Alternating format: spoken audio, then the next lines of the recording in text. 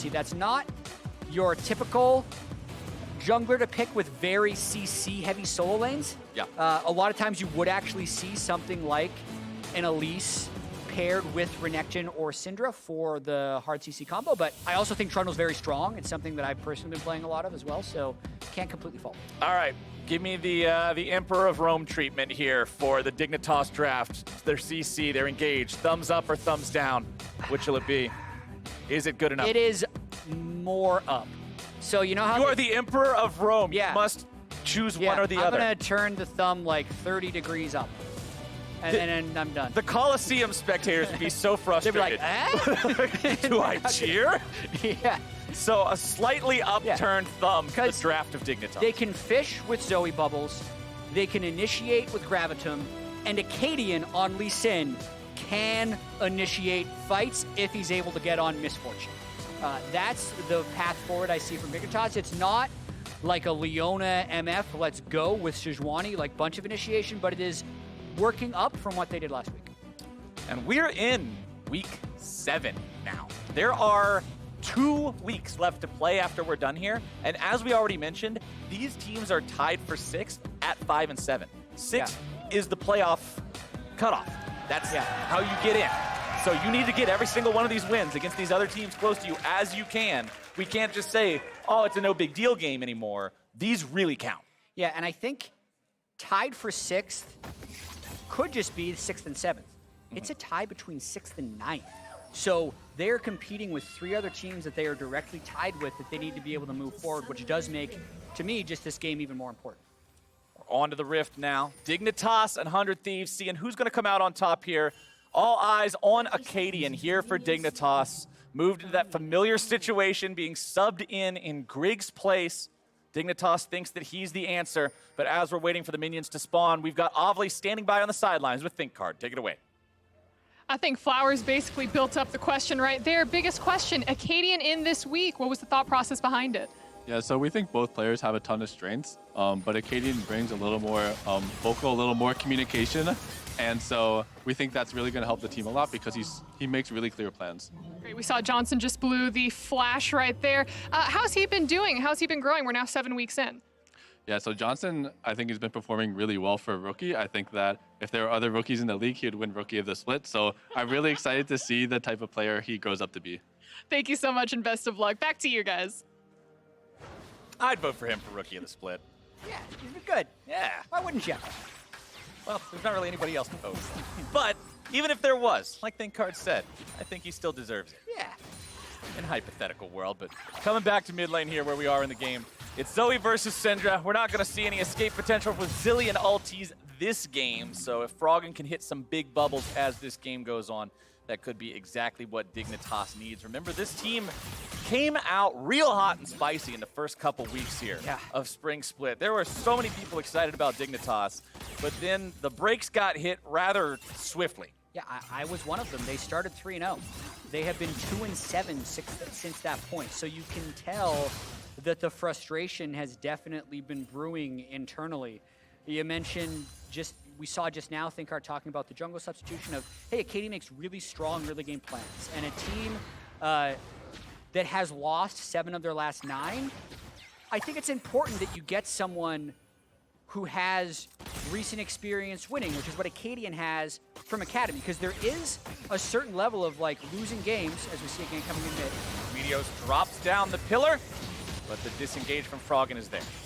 Yeah, burning the heal, he needed the extra move speed to get around the pillar. But there is a certain mentality, when you lose several games in a row, you do start playing differently. You second guess yourself. You kind of start playing to lose because that's what you've been doing, and you think of all the things that have been going wrong, and you don't want to do that wrong thing again.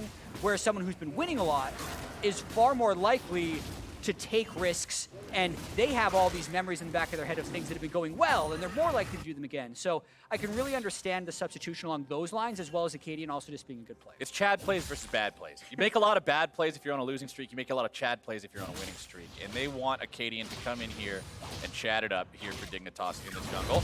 As now both junglers have made their way here into the top side. Initiation goes to 100 Thieves. They're first into the battle now. Ssumday's going to be taken very low along with Huni. It's a 1-for-1 so far, and the first blood goes over to Akaadian. This is exactly what we're talking about. This is what they need him for. Sonic Wave could do it. Froggen makes his way into the top side. The Paddle Star just barely whips. Those would have been some juicy double buffs for Froggen if he could have landed that. But that fight right there is actually a little bit of an example of why you don't often see Trundle paired with Renekton. Because that was the Trundle flash stun into what follow. Like, you walk up and chomp him. Yeah. Imagine an Elise that CC chains and one-shots that. It's never a trade kill back. But because the damage doesn't come out so quickly, it does buy time for Akaadian to close the distance. He gets his safeguard shield. Huni gets a few more auto attacks off. And actually, it is Dignitas who get first blood. So, do like that Meteos is playing around his strong solo lanes, but you can see where the Lee Sin is stronger right now. And that Paddle Star was so close. The Trouble Bubble, not so much. It kind of just went poop. But Yeah, I think that's a... Meteos did have flash, so it was flashable. Very close call there by Meteos. Froggen getting a good Paddle Star there onto Ryoma as they both come back here into the mid lane. No teleport on either mid laner this game, worth pointing out. Neither AD carry. So that means only one teleport for each team. It is going to be those top laners. There are no summoner spell books to be pointed out either, so that means no sort of shenanigans later on in the game. No double smites we have to watch out for. Yup, we've got no smites, no extra TPs. It's just going to be Ssumday and Huni. So that means, to me, this top lane matchup is even more volatile than it already is because it's that much more dangerous. You can't just say, oh, well, okay, one of our guys got slammed. We'll have somebody else be the split pusher to deal with him in the side lane because he has TP too. These are the only guys with TP once late game rolls around, and they have to be able to stand their ground. I think that's fair. I think I'm looking forward to seeing how Huni can try and pull ahead of the Renekton. It's obviously the far more popular pick for most people, and that's why you ended up seeing both junglers pathing towards that top side because they know how high the volatility will be. Executioner's Calling, the rush item from Ssumday, wants to stop the healing from Huni's Aatrox. There's not a lot of other healing on the side of Dignitas, so it's really just strictly for this Aatrox matchup. But shutting down that Grievous Wounds will help to prevent some of that. As Cody's son pops the heal, and Akaadian won't find the Sonic Wave. That means 100 Thieves get their AD carry out. Drake is also the play here from the Thieves. Akaadian is not nearby to attempt any kind of a steal, and that is Drake secured by Meteos. I don't think Thieves will take that trade. 80 carry heal for first Drake of the game in 6 minutes. No reason not to. Yeah, they had some good pressure from the bottom lane pushed up that allowed Stunt to roam towards the Drake pit, and that is kind of what you do on Trundle. You hit the single target camps early on in the game because he actually has very high single target DPS, so Gromp should be down on respawn, and Dragon and Rift Herald are great objectives for the Trundle to go for. So Meteos tried to make his impact felt early, knowing where he's going to be weak anyway, so his lanes aren't completely losing out on some of their power, and he's still able to secure the first Drake of the game. Gold still very close between the two teams here. A couple hundred advantage for the side of Dignitas. Remember, they did get a slight edge in that top lane battle because they got the first blood by a single auto attack. So, but when that's pretty much the only advantage your team has, there's not too many things you have to complain about. Could have easily gone either way in that top lane fight. Let's see here how things are playing out with level progression. You can see level 6 acquired for all solo laners and junglers. Bottom laners starting to approach it. Stunt still only level 4 here. And actually, the bottom lane for 100 Thieves pretty significantly behind in experience as they're catching the wave at their turret. Johnsun almost level 6 now as Stunt just now grabs that level 5 on the Nautilus. Meteos coming top here, looking to make a dive potentially happen. But when Ssumday takes the turret aggro too early, that's 2 turret shots now. Yeah, but Huni's got to get away with the World Ender. He's found himself caught out in a spot between the 2 turrets, but he manages to get away. Now Akaadian has showed up to the fight. Meteos no ulti. Ssumday still has his. Huni jumps forward, looking to make this fight go all the way. There comes Akaadian, but Ssumday has turned on the ulti, kicked backwards. The damage goes through. They've got enough CC to keep it in place. Ssumday is almost able to make that outplay. That was, ooh, there was almost some question mark pings there, my friend. That was very close. Oh my goodness. As this is all happening, the rest of 100 Thieves is trying to push bottom lane as Dig have moved up for this Rift Herald. So it's already 2 plates for 100 Thieves. You're going to need to get a lot more out of this Rift Herald to make that swap worth it, but when we get to that replay, I think that was very close to being the other way. It's way too close. Yeah, well, in a couple of different ways, too. But it looks like, watching this one more time, okay, we're only going to see the return kill. To me, I was going to say Ssumday didn't get his slice and dice off. He only got one dash and could never make it in stun range. So once the cavalry arrived for Dignitas, it was pretty free. And now they're summoning up this Rift Herald. Looks like they're going to get that whole first turret. Shelly summoned, turret down. Dignitas up to a 1,500 gold lead with their bottom lane switched up there to the top side. Cody, Sun, and Stunt will be doing everything they can to take down this bottom lane turret of their opponents. As Shelly gets off a second charge here in top side, the Demolish proc going off pretty much guarantees this second turret for Dignitas as well. Shelly has 29 HP. If they protect her from this wave, she might get the third charge off onto that inhibitor turret. As Huni makes his way down there. 29 health! It's going to be one turn. Okay. Okay, I was going to say 29 HP. Ha! He stopped it. Okay. Yeah. Ssumday prevented that tragedy at least. But the tragedy that does happen for 100 Thieves, they don't get that bottom lane turret. It's left alive with half a plate's worth of HP. Yeah, I mean, the Bulwark passives on those turrets, their armored MR gets so ridiculously high when you try and take them all in one go, so no one's really able to do it justice. And yeah, it's a huge injection of gold for Dig right now. The interesting thing will be, where does Huni and Johnsun get their gold now, and how do they extend this lead? Because often, sometimes we'll say, like, you break this turret so early, you still need to maintain this snowball. So let's just watch where Huni goes from here and where Ssumday goes. Meteos hanging around the mid lane, just walking through the backside as Ryoma pushes up. If Dignitas would have made any sort of a collapse, Meteos would be there for the disengage. Waits on Ryoma in the side brush as well, just to guarantee the safety of his mid laner. Stunt is also in the enemy jungle, sitting on a control ward. Pops the sweeper 2 to clear out some of this vision. The wave will continue to be pushed up here by the side of 100 Thieves. As Akaadian clears out his Raptor camp, places a control ward down in his brush. They know that 100 Thieves is in this area, so you can see Akaadian placing that control ward down in the very close brush right next to the Raptor pit. That's kind of what you got to do when your entire half of the map is under pressure. Yeah. You got to just eke your way forward, put down vision, and make sure you're not walking into a trap. Yeah, and 100 Thieves taking full control of that bot side while Ssumday has been pushing up. Notice how while all this is happening, like, Huni has just kind of been chilling in the jungle. So he hasn't gotten any farm while all of this has happened, and if 100 Thieves can win a fight, take the turret, and take the Drake, they can actually make their way back in this game fairly quickly. 3 men bottom for each team. Junglers have made their way down towards the pit, and Ryoma's here too. Puts them in a man advantage for now. 4-3. Froggen making his way down. Meteos has the Drake to about 1,500 HP. Paddlestar comes in. Meteos going to be taken very low here, and it is stolen away by Akaadian. Very nicely done by Dignitas. And now the fight's going to continue to break out. Stunt's taken very low. Akaadian with a flash out, making it away from the bullet time. Ryoma now close to dead. He keeps himself alive ever so barely, but Froggen is still looking for more. Ssumday has the Dominus raging, but he's not finding an opportunity to jump in there onto anyone. Speaking of opportunities, Froggen seizes one and gets 3/4 of Cody's son's health. Cody thinks about backing up there, but seeing Froggen fire a Paddlestar into a nearby bush makes him think twice.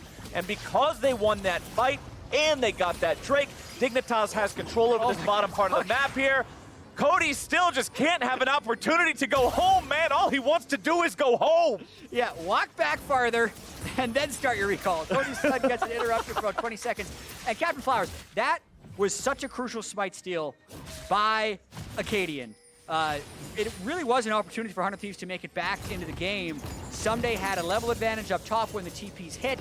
They thought maybe they'd be able to get that Drake and go back in, and got no cleanse. It's nap time. Ryoma takes some CC. Just fight. Damage coming through. How many licks to the center of my Ryoma pop? It's not even 3, my friend. It is that much faster than a children's TV commercial. Turret not taken down just yet. 100 Thieves coming in for the counterattack. Froggen has 100 HP. Aphromoo trying to buy the time for his mid laner, more so for his AD carry, because that mid laner is dead to rice. Akaadian's made his way down here now just to prevent any sort of a follow-up dive coming through from 100 Thieves. And that's a nice pick up there for the Thieves, but it does mean Dignitas has the chance to do what they want in other areas of the map. Huni will push up into mid lane. Bottom lane, that turret will finally fall. honestly, with all the turrets that have been taken so far, it might be surprising to find out it's only 13.5 minutes into the game. The outer turrets still have all the plates attached to them. Yeah, turret plating not being down, you do a double take. You say, wait a minute, it feels like this game's been broken open for the last 4 minutes. Ryoma, his team is able to punish the collapse down bottom lane a little bit and keep this gold kind of frozen at about 2,000. This is an improvement for Dig over what we saw last week. I'll say that, but it's still winnable by both teams. Like, something about having the Trundle, like especially once Aphromoo completes Gargoyle Stoneplate, Meteos is going to be such a monster in these team fights after he ults the resistance stacking Tahm Kench, that I do think 100 Thieves is still in this. Yeah, the meatballs for both teams are the supports. There's only one big target that'll have all those resistances to sap. As you mentioned, it's Aphromoo's Tahm Kench, and it's when the Gargoyle Stoneplate is active. Yeah. And similar to Sejuani, once the thing then becomes unactive, you're all of a sudden losing stats and health drain that is not proportional to how strong you currently are. It's way stronger than what it was. Yeah, and some big poke coming in from Frog and Zoe in mid lane as well. Ooh, and he lands that one too, right on the butt. He's got the Luden's power spike on Ryoma right now, so a big mid lane difference at the moment. 9 turret plates to 8. Both teams getting so much value out of these early game plates. Shelly is up here for the second time. Dignitas has Johnsun helping Akaadian out to take that one down. Considering he's got all those chakrams stacking with Crescendum, makes it pretty easy to put out a ton of DPS. Yeah, that's the best objective combo, in my opinion, because you can stack up your chakrams so quickly by using the red gun ability. The red gun ability. Yeah, I call it either Healy gun or red gun. Hey, but the important part is I always know exactly what you mean. Exactly. It's about clarity. Yeah, the clarity. Your mind's eye can visualize exactly which gun you're Flamethrower. Obviously, it's the blue gun. Yep. Sniper rifle. Sniper's is the green one. Sure, but it's the only green one, so it's the sniper rifle. Did I get them all? Gravitum. Gravitum is just self-explanatory. Yeah. The CC gun. Yeah, the CC gun. There you go. See, they all have their own phrase. Next Drake coming up in 50 seconds, and it is 100 Thieves who has a little bit better setup. Notice how Ssumday has gotten so much more CS than Huni, in part because Ssumday's the one with the dead turrets. So yes, it's good to have that early injection in gold, but there's also two sides to that coin, as it's going to be a level 11 ulted Renekton able to participate in this next fight if he walks down. Sleep onto Meteos, half his health. Nice damage as Akaadian jumps over the wall to escape the engage from Stunt, and Stunt now finds himself far too far forward. Stasis will buy him a couple of moments here, but the damage continues to go out. There comes your long-range auto attack from Johnsun, followed up by the damage from Froggen to take him down. 5v4 on the map here for Dignitas. Drake spawning in 5 seconds. Stunt not alive for another 10. Mid lane turret is the target. Shelly is summoned up. One headbutt from her should be enough to take this one down. There she goes. There it goes. Turret destroyed. Johnsun getting the kill credit. Dignitas want to push Shelly up here into tier 2, get off a second charge before they make their way over to the Drake. Dig might break open the game here. That was a really haphazard move into the area by 100 Thieves, where Meteos gets chunked low and then Stunt just face plants into a wall before dying. So really rough series of events there by 100 Thieves. Make Dig's second Drake of the game easy to secure. Dignitas picking up that first Cloud Drake. Ultimate CDs lowered, as it appears we have wandered into the Zillion dimension from last game. I'm not sure particularly what that is, but hey, let's just enjoy this beautiful painting that has been presented in front of us. I mean, there's a GLP completed now. Yeah. We can see on the screen. We got some happy little minions here in the mid lane. No mistakes, just happy accidents here at the LCS. Happy accidents. Yeah. You get to really take in the state of the game. And the state of the stage. See, look at Dignitas. They got themselves 2,000 gold. They all look calm, cool, and relaxed. They got their water bottles, their hand warmers, everything you need to be a successful League of Legends player. Yeah, if this pause goes on long enough, the teams will be allowed to talk to each other. But as of now, they're going through normal pause protocol where they're just waiting to see exactly what is up. And it was a position in the game, Captain Flowers, where Dignitas did look to be getting the upper hand over 100 Thieves. We saw from 100 Thieves' early laning phase of the Renekton and the Syndra that they were going to be looking to get rather aggressive early, but that was repelled by Dignitas, and then they were actually forcing a few fights. The Zoe really is the one creating these picks to allow them to then go in further and fight. Yeah, Froggen's making things happen with this champion. And Stunt was just, you could see what the plan was. Fire off the dredge line, try to punish Akaadian as they jumped forward. But the problem with Nautilus, it's not like Thresh or Blitzcrank where when you miss the hook, oh yeah, oh darn, we missed the hook. It's, okay, now I'm right where I don't want to be. Yeah. And that's real easy to make them regret it. It would be great to go through that fight again as well before that next Drake comes up. But overall, as we mentioned before, this is a very big game for both 100 Thieves and Dignitas. Yeah. 5 and 7, 4-way tie for 6th. Both of these teams with definite playoff aspirations. I mean, you look at the way 100 Thieves started the split. They started off hot, went on a bit of a losing streak, a 4-game slide at one point. And then Dignitas started 3-0 and then have been 2-7 in their last 9. So a win here right after subbing in a new jungler, if you're looking at Dignitas' side, could be a big move up for them. Right. You're looking at the standings right now. You've got Cloud9 that have literally already secured themselves a playoff spot, not just talking about, oh, they're playing really well. It's mathematically, they're in the playoffs. That spot is already taken. TSM, FlyQuest are the ones separating themselves away from that soup. So if you are guessing that they're going to continue to do that well and get into the playoffs too, well, then you've got Immortals and Team Liquid. A lot of people are expecting Team Liquid to continue to play better now that they're on fire. So I mean, that's going to be the next... Just for meme's sake, let's put TL in at number 4. And then that means you've got 2 spots left between Immortals, Thieves, Dig, Golden Guardians, and Evil Geniuses. We're not going to put CLG in there. But that's 2 spots for 5 teams. That means under half the teams get to go through. Taking a look at this fight one more time, you saw the poke from Meteos. This is a little bit before the pause. Meteos gets chunked out, but then off of the Ryoma stun, Stunt thinks, hey, let's kill.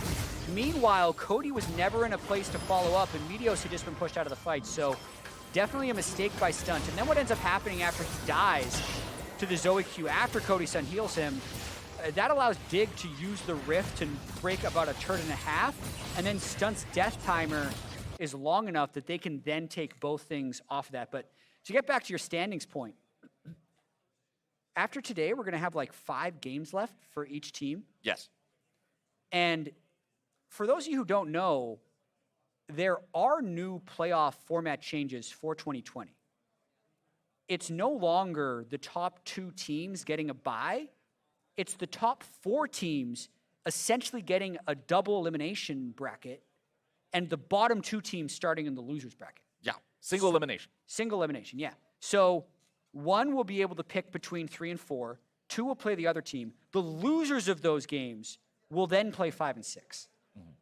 So yes, it's very important for these teams, but like if you're Dig, like looking at those standings, you got Immortals currently in 4th place at 6 and 6. You're 1 game behind that. Like the difference between 4th and 5th, let alone playoffs, is like mega important. Absolutely. When I'm looking at the way this new playoff structure works. So obviously a loss can mean these teams don't even go to playoffs, but top 4 is in reach for either of these teams. That was the biggest separator in the previous systems, was between top 2 and then the bottom 4 because of the fact that you got the bye immediately into the semifinal stage.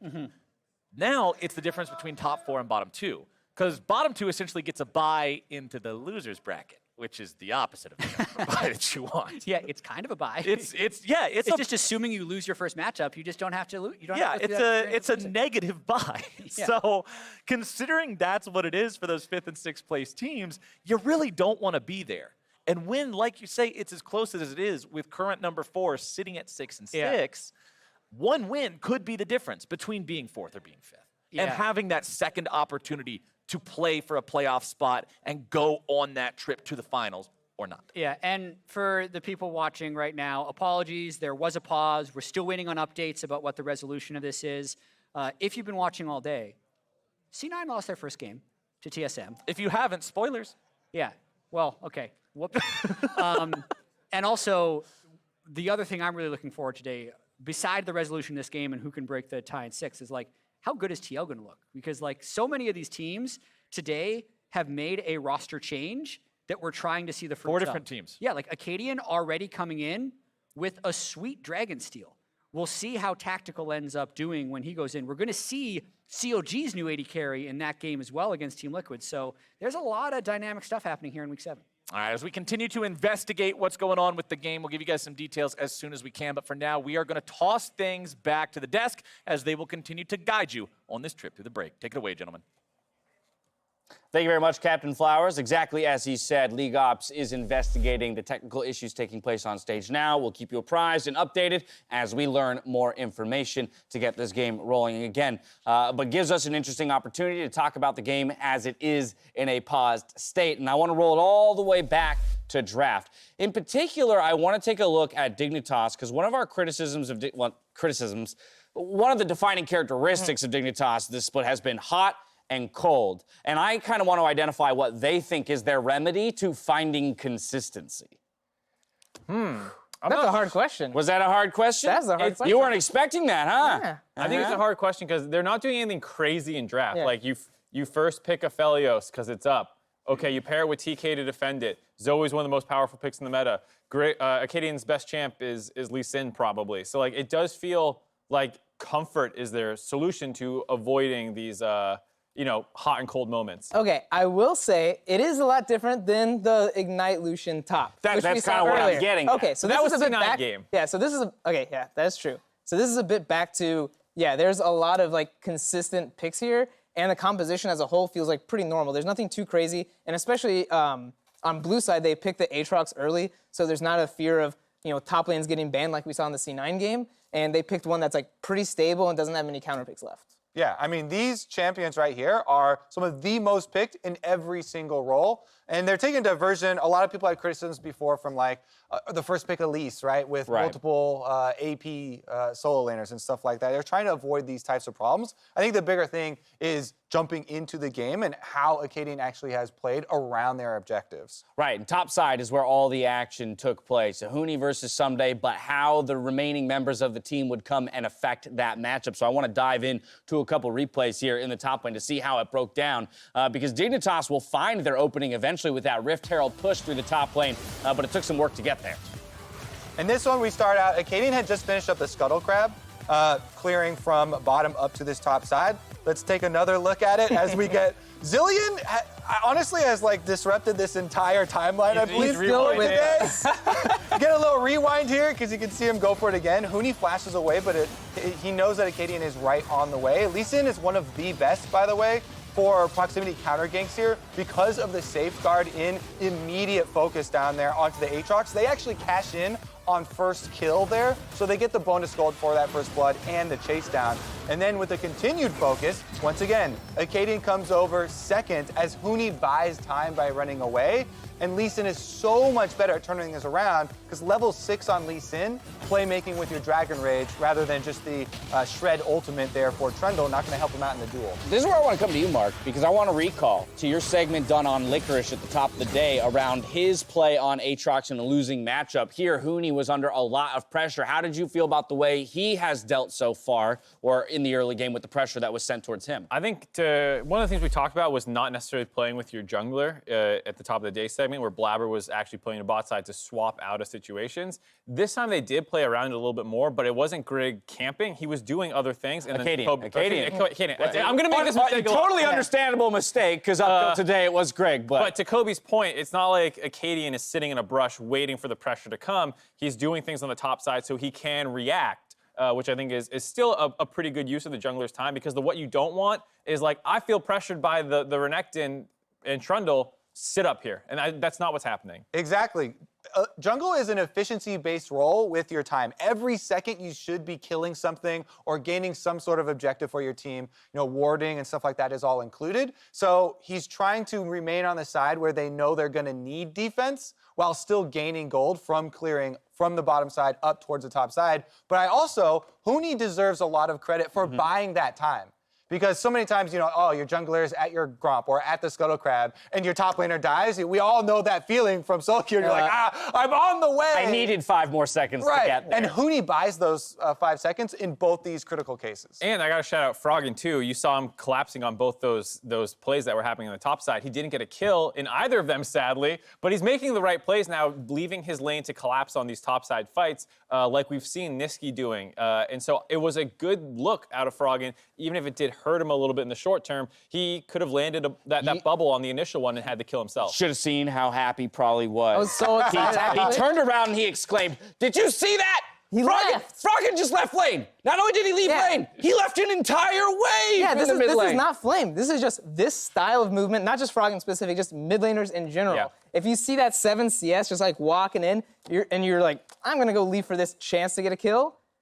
That's a hard choice It's to a make. really hard choice. You have something guaranteed, you got all that juicy numbers right in front of you, and he chose not to take it. I was like, Look, many mid laners I take know that. Kobe's a proponent of picking up the free gold on the map off the minions, so I imagine it's a tough decision to choose to leave your lane and go affect somewhere else. Exactly. I thought it was really funny because in the instance that it happened, it actually ended up Froggen paid the price. He didn't get the kill and he lost the minions. Right. So you're like, yes, there is always this price you're paying for the roams and stuff. Right. And it doesn't always cash out in the end. In that instance, he paid the price, but That's a good position to put yourself in, because that's hard to get in that mentality, like, I can take this chance. Because what happened was he missed a skill shot. If he landed that in top lane, he would have gotten all that gold back and been like, oh, I'll do this forever. So I really hope when they rewatch this game, he takes that apart and being like, okay, next time I do this roam, it is the right play. If I actually land this skill shot, it's like super worth it. Yeah, and to be fair, it's not like he's out of the game. You know, he caught right back up in CS overtime and is up 2 kills now against his opponent. So he's still doing really well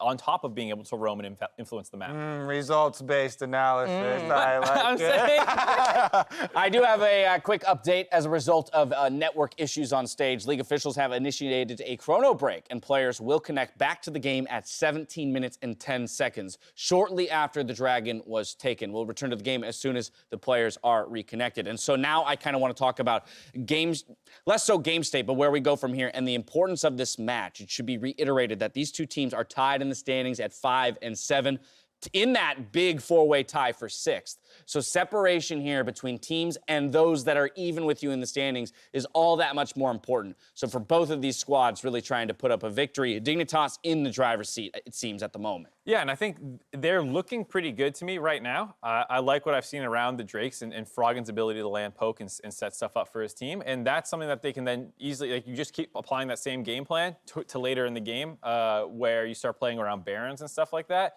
And this is where I'm curious about how Akaadian does start factoring into the team around objective setups. Well, hopefully we'll have some answers soon. I'm hearing word that the players are ready, so we're going to toss it back to the casters to get ourselves right back into this one. I love chrono break technology. I was just thinking the same thing, because I remember a time before Chrono Break When a game like this where would be... you'd be 22 minutes in, you'd have a tech issue, and you'd be like, I guess we should just start again from scratch. Yup. And then you would do it. Redo it. You'd redo picks and bans, it'll be all over again. Run it back. Yeah, I think the original, it ended up sticking as Chrono Break, but the first time we did it, they called it the deterministic Disaster recovery disaster tool? recovery tool, something like that. Yeah. There's one other word. Deterministic disaster recovery. The DDRT, yeah. Yeah. Because I thought it sounded like one of those Dance Dance games. Yeah, because it actually just really quickly replays all of the game that had happened up until that point, and then you restart. But thank goodness we were back in with this 2,000 gold lead by Dignitas to see how it plays out. I had no idea what deterministic data recovery meant. It was designed by people much smarter than me, Yeah. who made me very thankful that my job is to talk, because I could not use my brain in that way. But now, let's see if Dignitas can use their brains in a way that will allow them to take this 2,500 gold lead and snowball it into a late game victory. We are only 18 minutes into the game. Things have been progressing rather quickly. It's 4 turrets to 2 already at 18 minutes. 3 Drakes have been taken, 2-1 there for Dignitas over 100 Thieves. They command a 5 versus 2 kill lead and are up almost 3,000 gold. Remember, the second Herald was used there in the mid lane. The mid lane turret, tier 1, was taken down. Tier 2 did take a hit, and that 3rd Drake was secured by Dignitas. This 100 Thieves will find Huni trying to back. He pops the World Ender. He sidesteps away from the dredge line, has to flash over the Trundle pillar.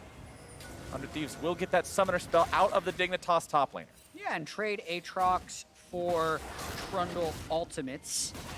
Trying to get a little bit of pressure going on in the map. 100 Thieves has had so much control over the bottom side of the map for very little reward.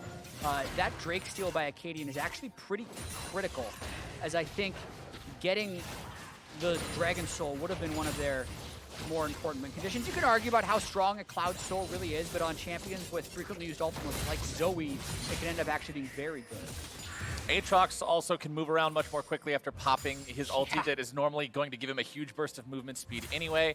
Johnsun, although he stops to fire it for about half a second, can then move very quickly afterwards. It can help him kite better afterwards.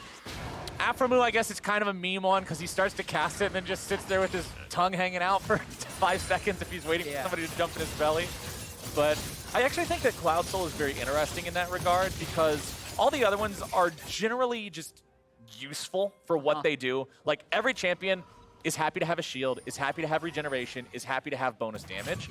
But Cloud Soul is just so different. Some champions love it, and others would just as quickly trade it for a health potion. Yeah, the universal thing that I think is often undervalued is the 10% move speed. Yeah. That's just a huge amount of move speed, and for champions like the Tahm Kench, just being able to walk at people.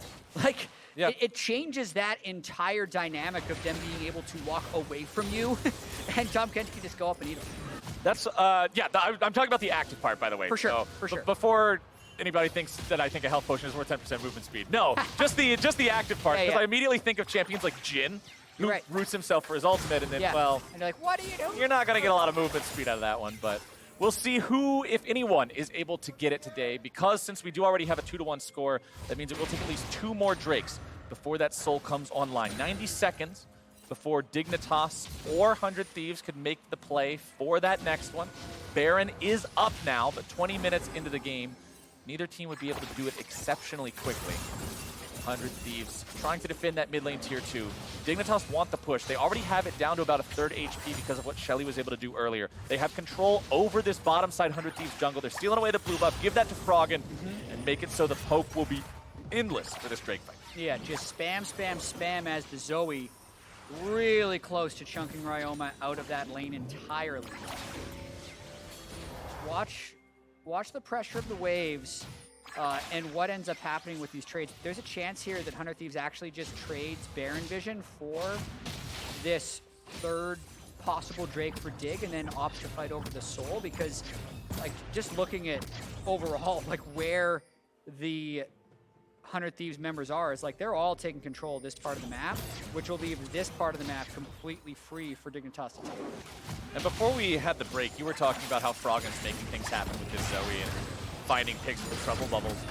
The mid-game build is pretty much exactly where you'd want to see it right now with the double pen items plus Luden's Echo. When you look at the magic resist on the enemy team, Syndra, Misfortune, and Renekton all have 0. There are no MR items on those champions at all.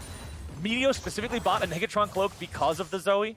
And of course you have Gargoyle Stoneplate on the Nautilus, but when 3 out of 5 can lose 80% of their health bar in one EQ combo, that's really good for Dignitas and very promising around objectives like this, where they would force their opponents to check into it. And that's going to be 3rd Drake going over to Dig as they find themselves at Soul Point. And now 100 Thieves is, because they had control of the other side of the map and didn't invest time in Drake, they're trying to get this mid lane turret down. But I think Dig is going to rotate just in time, Dig's there in time, turret protected. 100 Thieves do have 3 turrets down, though both teams have lost both the Tier 1 and Tier 2 top side turrets. So if there ever are any fights around this Baron, there's not going to be anywhere nearby to run to for safety should a team find themselves on the losing end of it. Yeah, Infinity Edge needs to come through for Cody's son as well. He did get solo turret gold off in the top lane, even though it was the 2nd tier top turret that he took. So once he has that, maybe 100 Thieves will be more willing to opt in. And I actually like what 100 Thieves just did there. Even though, sure, they gave away a Cloud Drake uncontested, I compare it to a game they played against Immortals earlier on in the year where they had like a small deficit, but kept like over-contesting objectives and just losing fights straight up to like Soaz's Cho'Gath. You may as well pick your battles. And that's what I think 100 Thieves is doing better here as they go on Huni. Picked the battle onto the enemy top laner here yet again. Huni trying to get out of this one. Flashes over the wall. Oh! Another dash over the 2nd wall. And Death's Huni Dance? escapes. The Death's Dance bleed will not be enough to bring him down. And because he can avoid that attention from 100 Thieves, avoid giving away that kill, this is a chance for Dig to do something elsewhere. Yeah, that's a bit of a heartbreaker for 100 Thieves, investing that much to not even kill Huni's Aatrox. Luckily for them, like, Dignitas doesn't have that much confidence attempting a 24-minute Baron, although I think it would have been possible to do that since the only defenders were Syndra, Misfortune. Either way, they should get a lot of vision. They don't have it, though. They need to get more control wards, I think. They want to get the correct setup there. Huni's right back to farming in the bottom lane, making sure he holds that one solid. Remember what we discussed earlier. It's only the top laners who have teleports this game. Those are going to be the two that you see eternally on the opposite side of the map as the objective, ready to push that side lane out, maintain control before they TP into the fight. Both of those teleports currently available for use. You already mentioned Huni has the Death Dance. His second major item is completed. Ssumday does not have a full second item done yet. Having to stop off for the Executioners early on did slow down his build path. Yep. So you can see the Sterix gauge still just a Jarum's Fist at this point in time. 100 Thieves would love to have him complete that item before the second team fight rolls around. Looking in the inventory of Meteos, you can see a Gargoyle Stone Plate being worked on for him. That item just absolutely incredible. Round 2. At making somebody tanky. As Huni tries to get away here yet again. Flash coming out from Ssumday. They know Huni does not have his own flash available. They want to commit everything in the kitchen sink. And that is a kill for 100 Thieves. But in the meantime, here's what you talked about earlier. Can Dignitas take this chance and force the Baron? So Cody can bullet time. I think he should do it soon. He throws down the make it rain at first. Baron is down to 2,000 HP. This one could turn into a real close one. Kick out of the pit coming through from Akaadian. Ssumday's going into the pit now. A lot of damage going through, and Akaadian is taken out. This Baron is anybody. It's a melee, and it's stolen by 100 Thieves. A critical error from Dignitas. You take the fights where you can get them, Captain Flowers, and that fight fell right into 100 Thieves' laps. They send 2 to Huni, not 3, and then they try and hard force the Baron anyway. But they... Dig Baron, damn it. I wasn't going to say it. I'm going to because year after year... Not to say it this time, Captain Flowers. Made me. Year after year, time after time, some things you just can't get rid of. Some identities you can't break, and this is one of them. Okay, so 100 Thieves take their time here. You think Aphelios can kill it very quickly, but Johnsun gets caught in the bullet time, so he has to stop yes, and then, while yes, Akaadian did kick out Ssumday, the Baron's not in execute range yet. He tries to go back in because at this point they're like too low to fight, but then he dies, and then the Zoe tries because there's no jungler here anymore actually. 15 HP. No one had smite at the end, so it's literally just who's pressing their ability on Baron at the right time. Then Meteos does finally arrive to clean it up. A full ace, a Baron. And this is one of the reasons I like 100 Thieves not forcing to Cloud Drake, because like you can find a better fight than walking aimlessly into a team with the big gold lead on you, and that's what they were able to do. Today is a day of wacky Barons. In the Fnatic versus G2 game in the LEC, a Baron got coin flip Baron got down to 15 HP, or down to 13. This one got down to 15. That's 2 sub 20 HP Barons in one day. That is just way too much as the gold difference falls off a steep cliff into a red ocean, and 100 Thieves are happy to go swimming all night long in that one. The Cloud Drake secured. Meteos makes sure that the Dignitas boys are not going to find that Cloud Soul here just yet. And now, let's see what 100 Thieves can do with the Baron power play. They've already got all 6 of the inner and outer turrets down. It's inhibitor turrets or bust, and it's up to Dignitas to hold that line. And they're going for Ssumday. This is like jungler plus top lane duel. Gator skin boots. Ssumday, he's into the Dominus. He's trying to stay alive. They're smacking him around a little bit. Akaadian's like, no, I should probably come back and help you finish this off, and shut down credit there. But in the meantime, what's this? Knock, knock, knock, knock, knock. It's 100 Thieves at the front door, and they're just beating that sucker in. Aphromoo, he's down. The only man to fall in this fight for Dignitas, but that's all they needed. They've got the man advantage because their opponents had a couple of people in the top side. Inhibitor number 1 is gone, and now 100 Thieves still have the opportunity to push for more here in bottom lane. Meteos on the front line. The root lands onto Cody's son, but 100 Thieves are able to stay alive for now. Huni's made his TP into the back part of the fight. This could be the turn they're looking for. Huni chasing after Meteos. All of 100 Thieves in a full retreat. Ssumday is still not alive, still dead for another 10 seconds. Johnsun grabs the first kill, and Huni continues marching forward. stasis to keep himself safe from any sort of a counterattack. Froggen tries to jump forward himself to grab a little bit more damage, Oh, nice but Ryoma will sidestep. Akaadian makes his way into the back line and finds the kill onto Cody's Stunt. Meteos will be the next target. Sonic Wave, resonating strike. He's down, and they give the remaining kill over to Huni. Dig giveth, and Dig taketh, and Dig taketh the life from everybody on 100 Thieves. Yeah, trying to turn that into like the Dignitas Trench, the gold graph. It'll dip down for a little bit, and then it'll come right back up. Akaadian played this fight great. Watch this. So, first he lands his Q, he goes in. The instant they go to CC lock him, stopwatch. Eats the whole Orianna ultimate up as the flamethrower ultimate comes in from Johnsun. And then Huni chases just hard enough before using the stopwatch of his own. There were two great stopwatches from Dig here. The Akaadian one we just saw, and then it's going to come up in just a second from Huni. Right there, where Cody's son would have been able to continue auto attacking and kill him. And then watch how Akaadian plays the rest of this fight. He knows he has ultimate. Taking this and delaying his kill would mean he actually just dies to Cody and Meteos, pops back out so Ryoma won't kill him. Able to just stop and BM just a little bit on that Ryoma Q at the end. Chad plays, I told you. Now he's in their heads. The next Drake is coming up. The gold is recovered. Cloud Solo on the way. We got ourselves a game, Captain Flowers. Look at that damage dealt in the last fight. The 0 on Renekton doesn't matter. He was dead for the whole time. He was literally never there. Aphromoo, he was also dead for the whole time, so he's not there. But 3,200 from Huni's Aatrox, getting revenge for being picked in the top lane beforehand. The game separated by less than 2,000 gold. The Thieves not willing to stop that push. A demolished proc will take that turret out. Can Dignitas find a chance to punish for this? It doesn't appear so. Huni getting himself back out onto the map, grouping up with the rest of the team. Remember, if Dignitas can get this next Drake, that is soul for them. 100 Thieves, if they take it, will bring themselves to soul point as well and guarantee that the 7th Drake is the final one of the game. Yeah, and there's a chance that Dig just has superior team fighting with Johnsun's items now on Aphelios, so 100 Thieves might just start trying to split the map. They're thinking about trying to backdoor this inhibitor, and that's kind of what Ssumday has left. Like, I haven't seen very many effective teamfight Renekton since Spear of Sojourn removal, so he's definitely fallen off a lot in power as this game progresses, and yeah, it looks like 100 Thieves is going to try and play a game of sleuthery.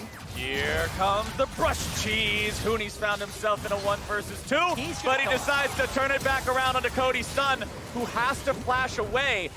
Now the Guardian Angel's going to buy some time here for Huni. He comes back alive, and Ssumday is now trying to work together with Stunt in a 2v2 against 2 members of Dignitas. Froggen down to half HP. Cody Stun's going on the toward to base through the enemy lines. Huni still chasing after him. Cody has no flash. Remember, he's already used it before. Bullet time, point blank range. Don't bring a gun to it. Oh, we like that. As the bubble finds its way down onto Ssumday. 100 Thieves now continuing to try to disengage. It's a 1 for 0 so far, despite the fact that this has had some absolute just Benny Hill music for the last 45 seconds. All right. 100 Thieves disengage, and control over the middle part of the map belongs to Dignitas, the Drake spawning in 5 seconds. Let's take stock. You can try this Baron. That hasn't worked well in the past. You can go to Cloud Drake. That's soul. That's easier. That's less threatening. Dignitas want it all. They're going back. You got to have a short memory. You miss all the Barons you don't try. They're going again. Let's go for it. Michael Scott would be proud of that one, Chad. Here we go. Baron at 50% HP. 100 Thieves moving in. They want to steal it here again. Akaadian goes for a kick. He manages to get Ryoma in the waiting arms of Dignitas. He's rooted up and taken down. And Akaadian is the man responsible. Stunt will try to Spider-Man his way away, but heroes die. And Akaadian grabs the double kill. Like the Dignitas peeled off that time. Gets the beautiful kick on Ryoma. Not only do they kill him, they burn both of his summoner spells. And now they're considering what to do.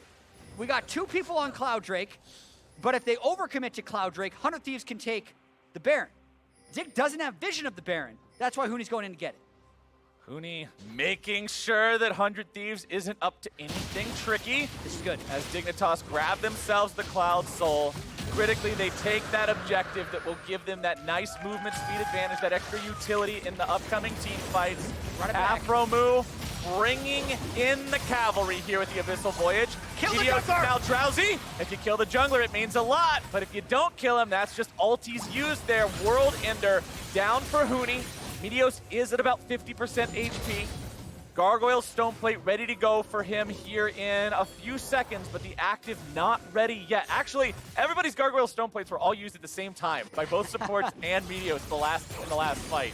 So all of those will be up at the same time. As 100 Thieves will push up the mid lane here. Dignitas trying to regroup in the mid lane to make a good defensive posturing. Yeah, one pick from Zoe or one good stun by Ryoma's Syndra could have game-deciding impact. Well, there's your potential pick from Zoe. He's got no flash, but he's tonky. He loses a little bit of health there, but the Gargoyle Stoneplate keeps him alive.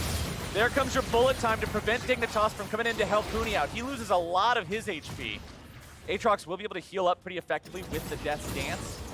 And in terms of ultimates used, that's a lot from 100 Thieves. The only one to maintain is Meteos' Trundle. It only took the Aatrox ultimate, and that comes back really fast with the 30% CDR he's accrued, as well as being level 17.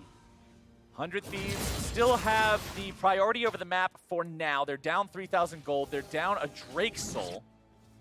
And it is going to be Dignitas who's first back out onto the Rift to make a move. They'll take control of the mid lane. Cody using the opportunity to push out the top side as Dignitas will once again head towards the direction of the Baron. Ssumday eats a little bit of damage there, but honestly, just a GLP active won't do a whole lot to a Renekton that's at the spot that he's at. And while we have a moment, I gotta give a shout out to Akaadian. First LCS game of the 2020 spring split. 6-1-3 on Lee Sin. Some amazing team fights. Need to see if they can close it out or if 100 Thieves can pull off another comeback. They've already came back once with the first Baron. Meteos on the flank. Dignitas staying together as a group, but here he goes. The pillar is down. The damage comes out. The bullet time goes through. Aphromoo is the target. A TP's coming in right there into the middle now, but Huni's nearly going to be killed himself. Akaadian having to disengage this one, but Stunt has grabbed the kill. Johnsun is not where you want to see an AD carry be. And 100 Thieves have taken down two. Froggen could be caught out here. Spit out by Aphromoo, kept alive, but Ssumday's on the chase. The Dominus will continue to provide the AoE damage. The stopwatch keeps him safe. Froggen's buying a little bit of time with a stasis of his own, but Ssumday grabs the kill. 100 Thieves are here in the mid lane, 5 versus 2. It's Akaadian and Aphromoo versus the world. Akaadian will grab the kill onto the enemy mid laner. They want to try to break this wave if they can, but all the Thieves have to do is protect the minions. They're on to the Nexus. It's only Aphromoo. A Tahm Kench won't do it, and 100 Thieves will take the win. Well, they broke the tie for 6th. Yes, they did. What a game that was, where Dignitas looked to be in control basically the whole time. The Baron is thrown away by Dig in the mid game, but then they actually find an ace towards the end, and 100 Thieves just get a fight in the mid lane before pushing to the victory. That is a crushing defeat for Dignitas, and that's a type of win. While 100 Thieves, like they'll say, we take those. That's one of those things that you're never going to be 100% happy with. No, because there was so many errors on both sides. The Dig Baron, just time and time again. What is it with this team and this objective, Jatt? Well, there's definitely some confirmation bias, and I also don't know. Well, either way, as we said at the beginning, every win counts when you're in this tie for 6 points.